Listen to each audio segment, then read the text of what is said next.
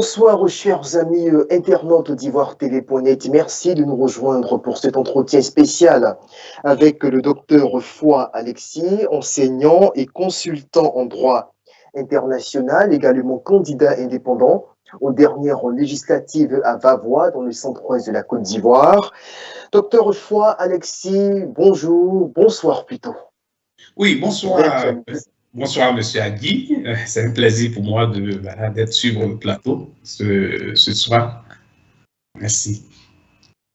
Absolument. Alors, ce qui nous réunit, docteur Foy, vous le savez, c'est naturellement l'actualité socio-politique en Côte d'Ivoire. Je dirais politique, puisque l'on va s'appesantir essentiellement sur l'évolution des choses au niveau des tensions que l'on perçoit actuellement, notamment entre le camp Gbagbo et le camp Ouattara, donc le parti au pouvoir.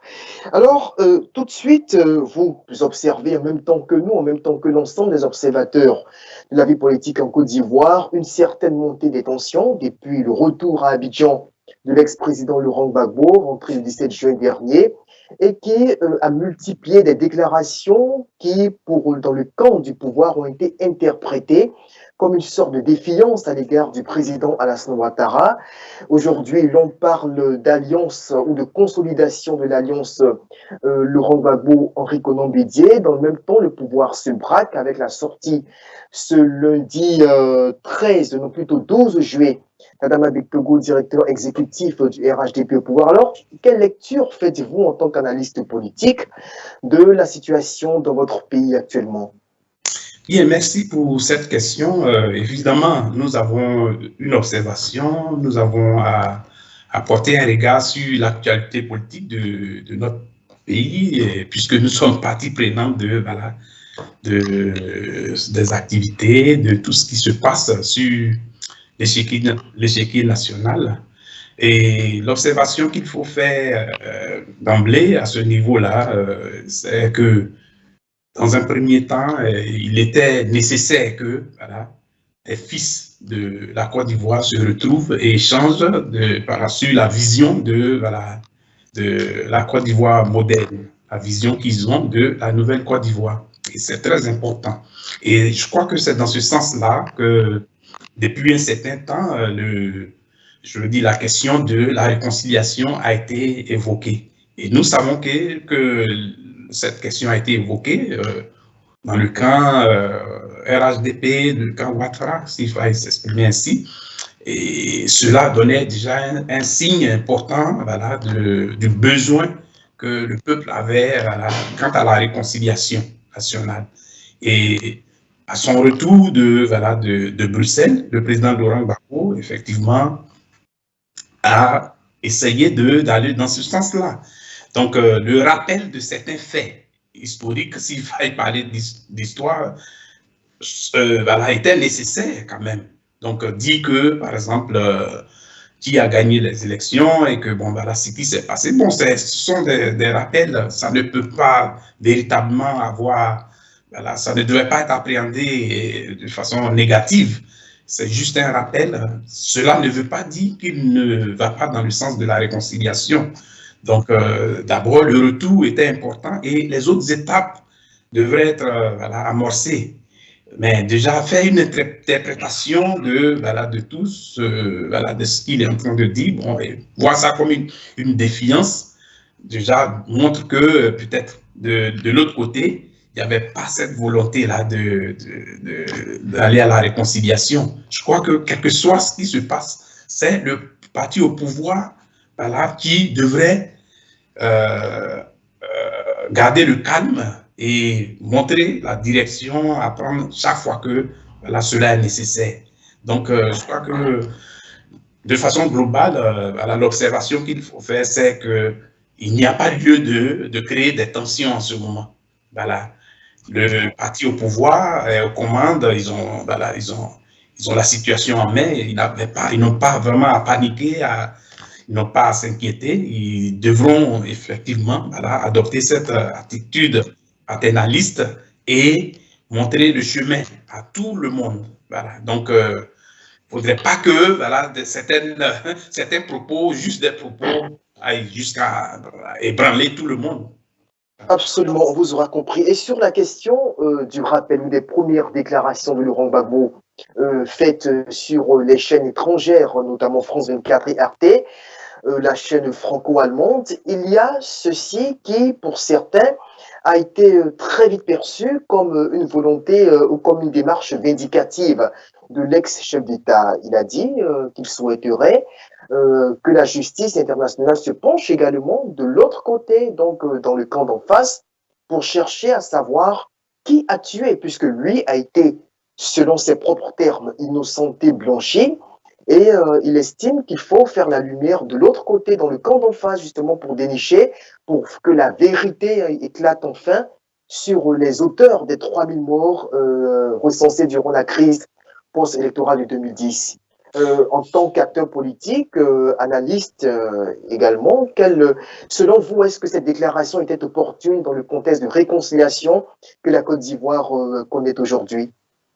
Bien, il faut dire que dans un premier temps, c'est la justice internationale qui s'est prononcée, donc, et le processus est en cours, vous voyez, et il est vrai que c'est dans le cadre d'un conflit qu'il s'est retrouvé voilà, devant cette justice-là, devant cette cour, voilà, devant la CPI. Et si, dans le cadre d'un conflit où il y avait deux parties, n'est-ce pas, et que l'une des parties a été acquittée, bon, la logique serait que voilà, l'autre partie réponde quand même, aille quand même au moins devant la justice pour que voilà, je le dis, tout ce conflit-là, tout le débat soit épuré. Donc, je crois que ce n'est pas je veux dire, cela ne devait pas poser problème. C'est juste une observation, c'est juste je veux dire, une appréciation objective des choses qui a été faite. Une Si, observation, alors que le président Ouattara oui, promettait de ne plus envoyer un Ivoirien devant la Cour pénale internationale de son mandat, et son rival de la crise de 2010 revient au bercail, il ramène le dossier, il estime qu'il faut que la CPI se penche également sur la culpabilité qui pourrait se trouver dans son camp. Est-ce que vous ne pensez pas que quelque part cela puisse susciter certaines appréhensions, certaines inquiétudes dans le camp du pouvoir, bien, il est clair que, objectivement? oui, objectivement, voilà, il est clair que personne ne, le criminel n'a jamais voulu se soumettre voilà, à la justice, ça c'est clair. Une chose est certaine à ce niveau-là. Pourquoi est-ce que voilà, lorsqu'on commet un crime ou une infraction, on a tendance à se soustraire, tendance à, voilà, à ne pas voilà, se rendre à la justice. C'est cela, ça c'est une appréhension humaine. Donc. Mais une chose est certaine, de façon objective, s'il y a eu un procès dans le cadre d'un conflit, et qu'une partie a été acquittée, bon, de façon objective, voilà, c'est que l'autre partie devra quand même voilà, aller dans ce procès-là pour que voilà, une décision soit prise. Vous voyez, donc on ne devrait pas laisser, parce que en ce moment-là, bon, on se plaint que la justice n'est pas faite ou la justice ne fonctionne pas et en même temps on voudrait aussi qu'elle fonctionne. Donc ça crée des contradictions internes et il faut éviter cela. Donc je crois que c'est dans ce sens-là qu'il est nécessaire que voilà, si l'autre partie, c'est pas au niveau de la justice internationale que nous parlons de réconciliation. Au niveau interne, voilà, nous parlons de réconciliation et je crois que c'est dans ce sens même que lorsque le président Gbagbo est rentré, il n'a pas été arrêté à l'aéroport. Parce que normalement, il pourrait plus être arrêté à l'aéroport par rapport voilà, à la peine qui est pendante au niveau, voilà, par rapport aux crimes économiques qui lui ont Une été reprochés. question Donc, oui. Une question brûlante, justement, docteur, puisque vous la touchez, c'est justement ce que je m'apprêtais à vous poser, celle de la possible incarcération de Laurent Gbagbo ici en Côte d'Ivoire. Oui. Hein, vous le soulignez donc à l'instant, il a été condamné à 20 ans de prison en 2018 pour crimes économiques, notamment pour le braquage de la BCAO selon les termes employés ou selon les charges retenues contre lui par la justice ivoirienne. Et il est de retour en Côte d'Ivoire après avoir été acquitté par la justice internationale. Alors, est-ce qu'aujourd'hui, il est possible, vous qui êtes expert en droit international, que Laurent Gbagbo soit de nouveau inquiété pour des déboires judiciaires? Bien, il faut dire que dans le cadre du procès de La Haye, il y a eu le procès qu'il y a eu à la CPI. D'abord, nous avons l'autorité de la chose jugée. Donc, aucune action ne peut être menée dans ce sens-là. Donc, il ne peut pas avoir de procès lié à ce qui s'est passé à la CPI. Ça, c'est un fait. Mais ce qui concerne voilà, le crime économique dont voilà, il est accusé en Côte d'Ivoire et il a été condamné, je crois qu'à ce niveau-là, il faut dissocier ce crime-là, je dis ce fait-là, de ce qui s'est passé à la CPI. Vous voyez, donc ce sont des cas différents qu'il fallait le dire. Et donc, dans le cadre je veux dire, du crime économique, il revient à la justice ivoirienne de prendre, voilà, de mener les actions dans ce sens-là, de demander voilà, l'incarcération. Et donc, si cela n'a pas été fait, il faut essayer de percevoir, je le dis, ce tact dans le sens de la réconciliation, parce que nous parlons de réconciliation au niveau national. La justice internationale n'est pas impliquée dans ce processus. La justice internationale agit indépendamment de ce qui se passe au niveau interne.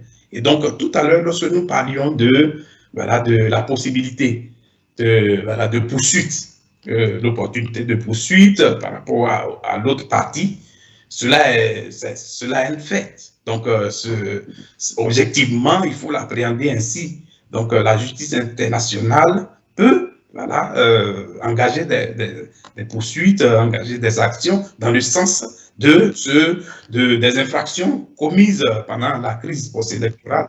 Donc, je veux dire que la question n'est pas encore épuisée, donc elle est en cours.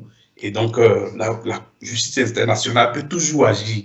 Donc, faire un commentaire à ce niveau-là n'a rien de compromettant quant à ce qui se passe au niveau interne. Au niveau interne, nous avons l'opportunité de mener les actions que nous pouvons pour la réconciliation dont nous parlons. Et c'est cela. C'est pourquoi tout à l'heure, je disais que lorsque le président Laurent Gbagbo est rentré, il n'a pas été inquiété, et donc, parce que il revenait à la justice ivoirienne de s'engager sur cette voie-là. Si cela n'a pas été fait, nous considérons que c'est dans le sens de la réconciliation, parce que quelque part, voilà, ça aurait créé peut-être des tensions encore, et puis, et je le dis, mettre de l'huile sur le feu, comme le dirait l'autre. Donc, quelque part, au niveau interne, la perception des choses est différente de ce que la justice internationale appréhenderait, ou l'opinion internationale. Très bien. Alors, voilà. Justement, je pense qu'il faut, en tant qu'expert, en tant qu'analyste politique également, est-ce qu'à tout moment, au vu de la posture offensive dans laquelle semble être engagé l'ancien président, qui ne cache pas ses intentions d'ailleurs de reconquérir le pouvoir d'État qu'il estime avoir perdu injustement, avec ses allusions aux vérités qu'il entend dire et redire justement pour faire face à l'histoire, ce qu'il estime être nécessaire pour la réconciliation nationale. Avec cette posture offensive-là, faut-il craindre éventuellement que ces poursuites que l'on évoquait à l'instant soient réactivées, peut-être en guise de représailles contre Laurent Gbagbo? Excusez-moi. Oui. Bien, quand vous parlez de représailles, ça a une connotation négative, péjorative, et donc pour une nation moderne, je le dis, une nation civilisée, on ne devrait pas parler en termes de représailles. Vous voyez, si la justice n'a pas agi lorsque le président Laurent Gbagbo est arrivé, les autorités n'ont pas réagi et ne l'ont pas arrêté. l'aéroport, conformément, voilà, relativement je dis, à la peine qui, qui l'encourt, voilà. Il ne doit plus avoir. On considère que de façon tacite, voilà, cela a été abandonné. Voilà. Mais si, dans le cadre d'une, je veux dire, dans le cadre d'une activité politique, il y a des représailles, comme vous le dites, en ce moment-là, ça démontre une certaine, je veux dire, ça ne fait pas preuve de grandeur au niveau voilà, des autorités, parce que normalement, si vous n'avez pas, voilà, si vous avez jugé bon de ne pas l'arrêter lorsqu'il est arrivé, ce n'est pas par la suite, parce que bon, il a tenu des propos politiques où il mène des activités politiques qu'il faut l'arrêter. Cela va sera perçu comme voilà, une sorte de vengeance ou une sorte de... Alors que voilà, un État moderne n'agit pas ainsi, vous voyez. Mais est-ce que du point de vue du droit, j'aimerais que vous reveniez justement là-dessus pour éclairer la lanterne de ceux qui nous suivent. Est-ce que du point de vue du droit, strictement, il ne serait pas normal ou loisible à la justice ivoirienne de relancer les poursuites ou les procédures contre Laurent Gbagbo? Bien, vous voyez, peut-être que c'est la méthode qui sera peut-être utilisée. Je ne voudrais pas révéler ça ici parce que je n'ai pas voilà, intérêt à devoir arrêter aussi. Donc, mais je dis que le fait de ne l'avoir pas arrêté à l'aéroport ne veut pas dire que voilà, aucune action ne peut être menée dans ce sens-là. Vous voyez, voilà, cela ne veut pas dire que voilà, il peut pas être poursuivi ou du moins s'arrêter. Mais ce que je suis en train de dire, c'est que si cela se fait parce qu'il a tenu des propos politiques, vous voyez qu'il n'y a pas de rapport. Il n'y a aucun rapport. En ce moment-là, ça va être perçu comme une sorte de vengeance ou une sorte de, je veux dire, de représailles, comme nous le disions tout à l'heure. Et cela ne doit pas se faire dans un état de droit. Donc, s'il devait l'arrêter, cela devait être fait le jour de son arrivée. Donc, la question qui se posera est de savoir, mais pourquoi est-ce que voilà, l'arrestation n'a pas été faite le jour de son arrivée et c'est plus tard. Bien, si les explications que, je veux dire, les autorités judiciaires donnent sont dissociées de ces activités politiques, en ce moment-là, bon, ça pourra tenir. Vous voyez, parce que il n'est pas dit que il n'y a pas eu d'amnistie, il n'y a pas eu de grâce à ce niveau-là. Donc, je dis que c'est toujours possible d'engager voilà, une action et l'arrêter. Mais, justement, comme je le disais, voilà, dans le cadre de la réconciliation, je me dis que c'est dans le cadre de la réconciliation que cela a été fait. Justement, il n'y a pas eu d'amnistie. Vous parlez de la réconciliation qui aurait justement conduit le régime à ne pas réactiver la justice contre Laurent Gbagbo sur le plan interne. En même temps, le fait qu'Alassane Ouattara, sans avoir décidé d'une amnistie à l'endroit de son adversaire de 2010, est-ce que ce n'est pas un message de la part du chef de l'État, peut-être qu'on fait comprendre à Laurent Gbagbo qui lui donne une certaine chance hein, de se ressaisir ou de rentrer dans le cadre, peut-être de renoncer à certaines ambitions politiques, peut-être. Est-ce que ce n'est pas là un message, puisque l'amnistie n'a pas été encore instaurée, Laurent Gbagbo est libre de ses mouvements actuellement, peut-être un message du chef de l'État à l'endroit de l'opposant pour dire je t'observe, mais bon. Bien, là encore, dans un état de droit, le chef de l'État ne peut mener aucune action pour empêcher un leader politique de mener ses activités, d'exprimer ses idées, de mettre des opinions. Vous voyez? Donc, moi, je me dis qu'à ce niveau encore, le problème se posera parce qu'il est un chef de parti. Laurent Gbagbo est un chef de parti, il est un politicien, c'est un acteur important de la vie politique ivoirienne. Donc, dans ce sens-là, il est libre et il n'y a pas, il n'a pas mené d'action qui l'interdise de faire de la politique voilà, dans son pays. S'il y avait eu une condamnation dans ce sens-là, en ce moment-là, dans un état de droit, au regard des tests, il aurait été empêché voilà, de faire la politique. Comme quand vous avez suivi dans le cas du procès des proches du président Guillaume Soro, voilà, le GPS a été dissous. Voilà, c'est ce qui a été décidé. Et dans ce cas-là, toute activité politique du GPS est passible voilà, de sanctions. Donc, à ce niveau-là, nous disons que dans le cas de Laurent Gbagbo, il n'y a pas eu d'action voilà, judiciaire qui l'empêche de faire la politique. Donc, à ce niveau, dans un état de droit, on ne peut pas émettre l'idée que le chef d'État veuille qu'il ne fasse pas la politique, qu'il ne se prononce pas. Tout ce qui peut être demandé est peut-être dans le sens de la réconciliation, peut-être être modéré dans certains propos, peut-être, mais pas le fait d'empêcher, par exemple, voilà, un leader politique de se prononcer, de faire de la politique. Là, le problème reste posé à ce niveau-là, parce que nous sommes dans un état de droit. Sur la question justement de la condamnation de Guillaume Soro et de certains de ses proches qui, pour la plupart, ont écopé de 20 ans de prison, lui-même ayant été condamné à la perpétuité, quelle est votre lecture de ce verdict prononcé par la justice ivoirienne? Est-ce que les circonstances dans lesquelles le procès s'est tenu sont fondées à aboutir à une telle condamnation?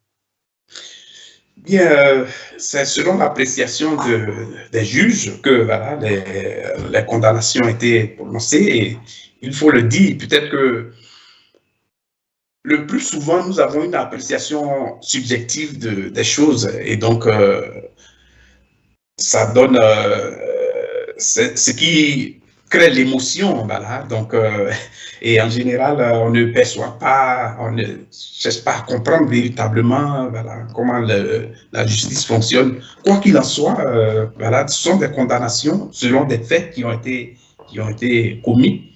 Et donc, ces condamnations ayant été prononcées, chacun en fait une appréciation. Et la tendance générale est que voilà, ce sont des condamnations très voilà, excessives. Voilà, surtout la perpétuité, bon, qui, quelque part en Côte d'Ivoire, n'a pas véritablement un sens. Donc, c'est ce qui donne voilà, l'opportunité aux uns aux autres de voir ces condamnations, de voir la portée politique, ou du moins, je dis, le caractère politique de ces condamnations. Et ce sont des condamnations excessives, vous voyez, je dis des peines très lourdes. Donc, ce qui donne voilà, des prêts à interprétation. Sinon, normalement, une infraction commise, voilà, selon les tests, les juges apprécient et voilà, ils prononcent les peines qui sont liées à ces infractions-là. Et c'est ce qui s'est passé. Mais le caractère excessif des peines voilà, donne à interprétation et donc on se dit que voilà, ça a un caractère politique. Et là encore, le caractère politique je veux dire, des peines et des actions menées par la justice ne convient pas dans un état de droit. Parce que là, nous parlons de la construction d'un état de droit. Donc, en général, la politique ne doit pas motiver voilà, le fonctionnement de la justice. Je veux dire, l'implication de l'exécutif judiciaire, par exemple. Sinon, c'est selon une politique voilà, générale, une politique gouvernementale que les institutions fonctionnent. Mais nous parlons d'interférence ici, vous voyez, dans le fonctionnement voilà, de la justice, par exemple. Donc, voilà, la lecture que nous faisons en général est que voilà, il y a cette interférence qui fait que voilà, les observateurs voilà, dénoncent le fait que voilà, les peines, les condamnations ont un caractère politique. Pour revenir justement sur les fondements juridiques hein, de cette condamnation, de ce verdict. Maître Afoussiata Bamba, numéro 2 du mouvement Soroïste, donc de GPS, affirmait, expliquait récemment à nos rédactions, la rédaction d'IvoireTV.net, Oui, dans un entretien donc accordé juste après l'énoncé du verdict, soit 48 heures après le 25 juin, que d'un point de vue strictement technique, la procédure, selon elle, est faussée, puisqu'elle estime qu'il fallait d'abord pour elle et Guillaume Soro et certains autres condamnés être inculpés par un juge d'instruction, être cités dans le réquisitoire introductif, avant, bien sûr, de comparaître devant le tribunal criminel, ce qui est, selon elle, un premier aspect des manquements observés dans la procédure.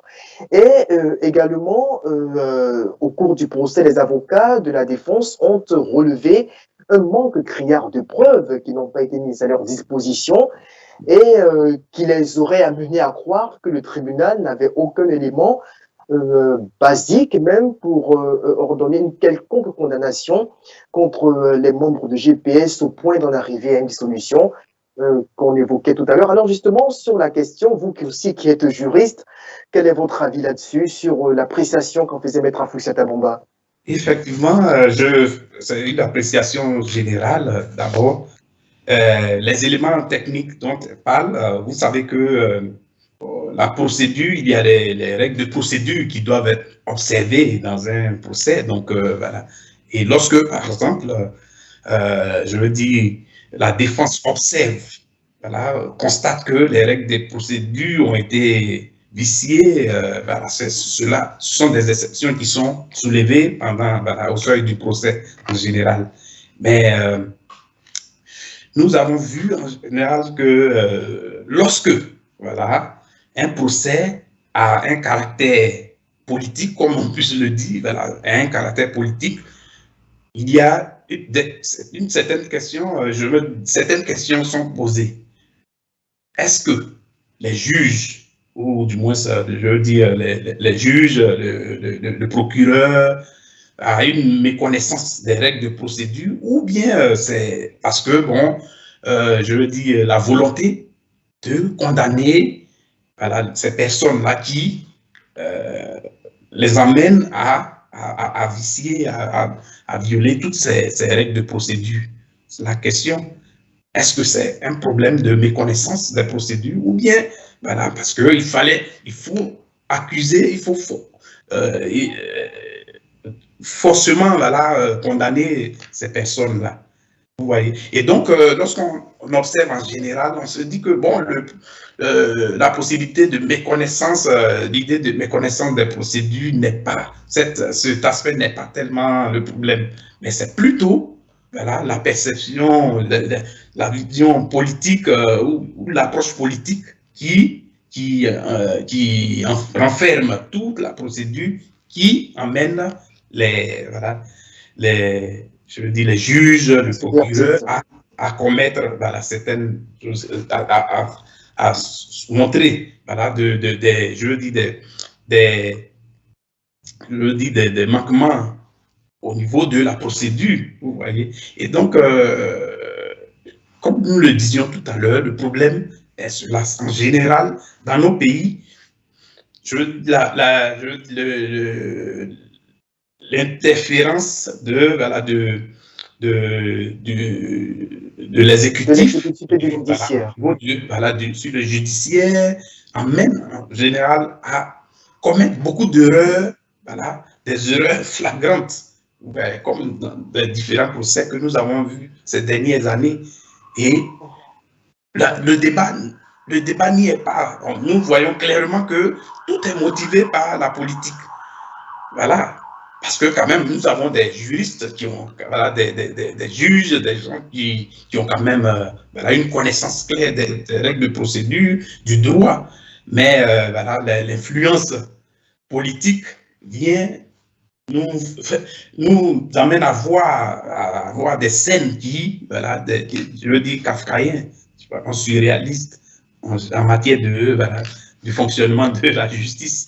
Donc, voilà. Justement, alors, il nous reste à peine quelques minutes avant de conclure cet entretien et je voudrais vraiment s'épanche sur deux questions qui, à mon sens, semblent quand même pertinentes pour la compréhension du débat politique en Côte d'Ivoire. Alors, la première des choses, est-ce que c'est suite à l'appel au dialogue inclusif lancé le dimanche 11 juillet dernier par les présidents Henri Konan Bédié et Laurent Gbagbo, depuis d'Aoukro, où Laurent Gbagbo était donc en séjour pour un acte de reconnaissance et de réconciliation d'après ses propres termes, tel qu'il a décrit cette visite chez son aîné.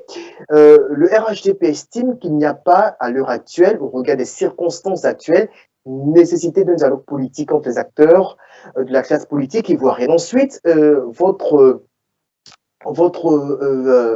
recommandation en tant qu'acteur politique ivoirien de la panacée de ce qui pourrait être instauré entre les acteurs politiques justement pour décrisper les tensions actuelles.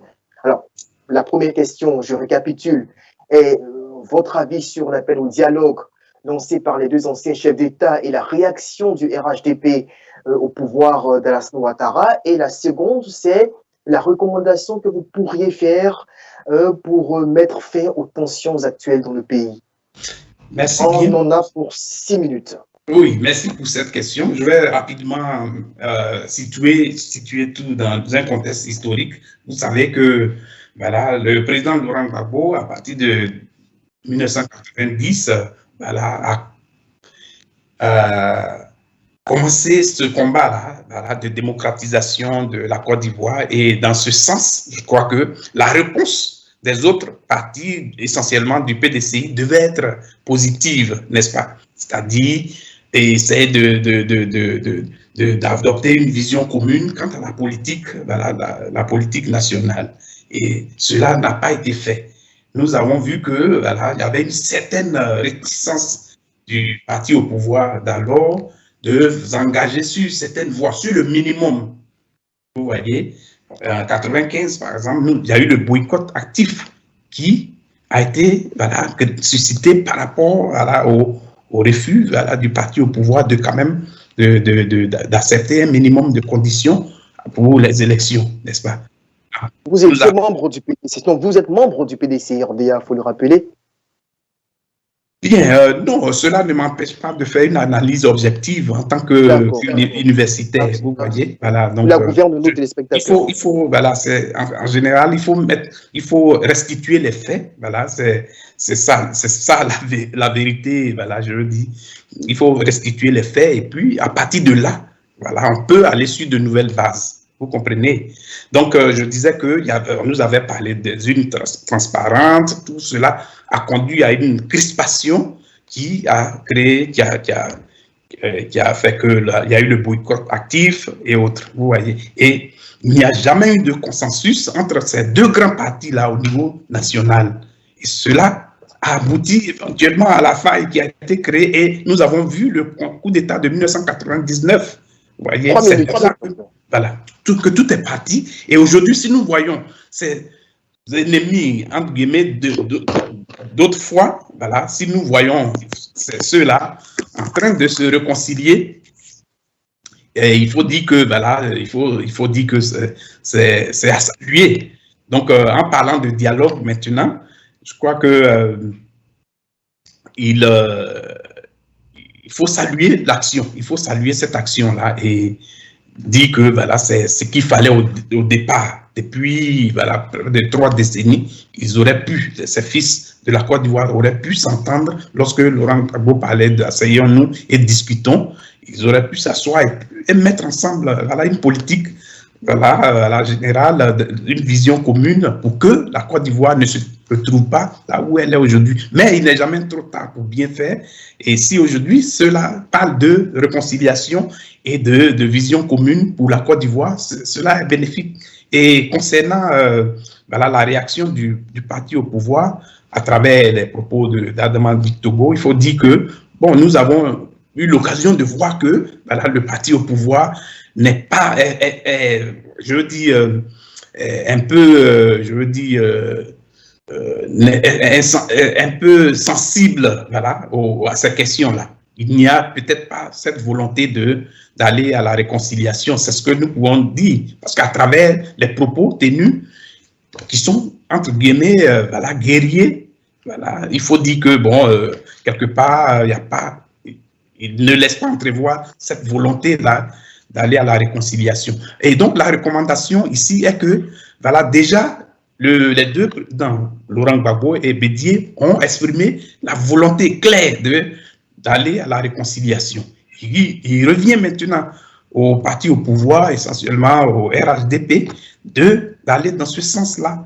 Et si effectivement ce pouvoir-là, voilà, ce parti, le RHDP et le gouvernement ont une vision, voilà, pour la Côte d'Ivoire, ont l'idée de paix, voilà, de réconciliation, à ce moment-là, qu'ils se joignent à cette démarche engagée par les deux anciens présidents, et voilà, nous aurons une réconciliation et nous irons sur de nouvelles bases. Aussi, vous voyez, lorsque le gouvernement parle de réconciliation, voilà, que depuis l'arrivée de Ouattara au pouvoir, il y a eu des actions de réconciliation. Bon, peut-être que c'est nous qui ne les voyons pas véritablement, mais ces derniers temps, nous avons vu la création d'un ministère de la réconciliation avec la nomination du ministre Kakabé.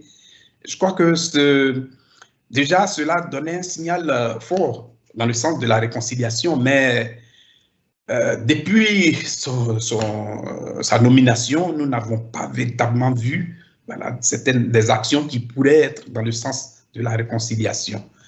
Bien, le ministre Kakabé devra, dans le contexte actuel, devra être plus actif, plus présent, voilà, pour montrer que effectivement le rôle qu'il joue en tant que ministre de la Réconciliation est effectif.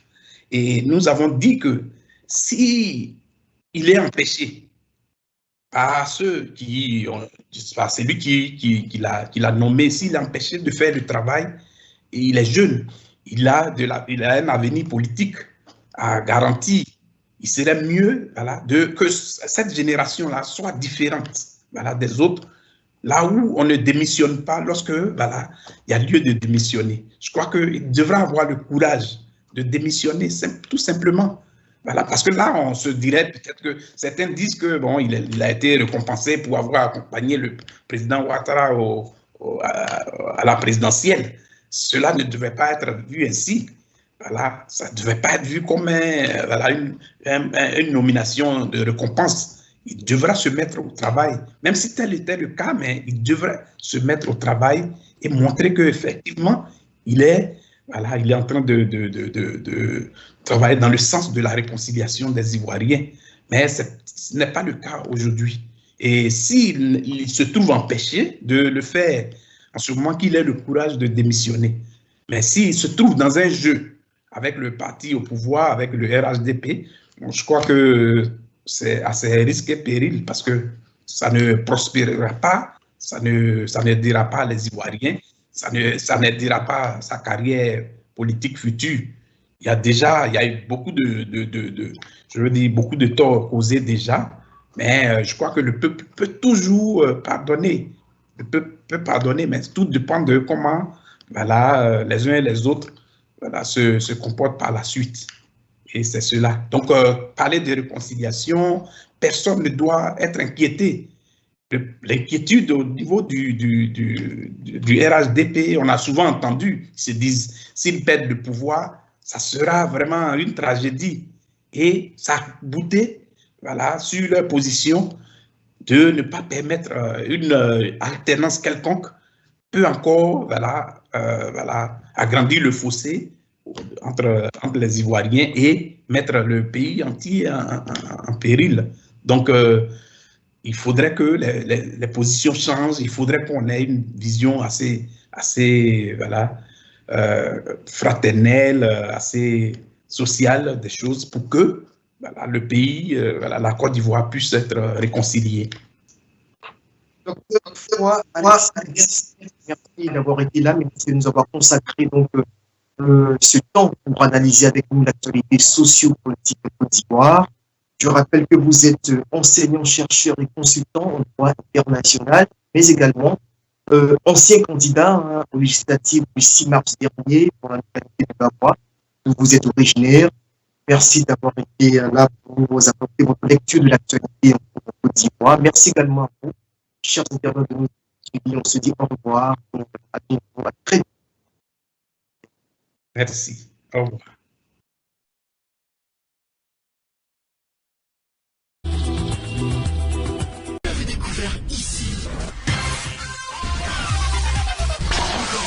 Que vous avez découvert Ivoire TV.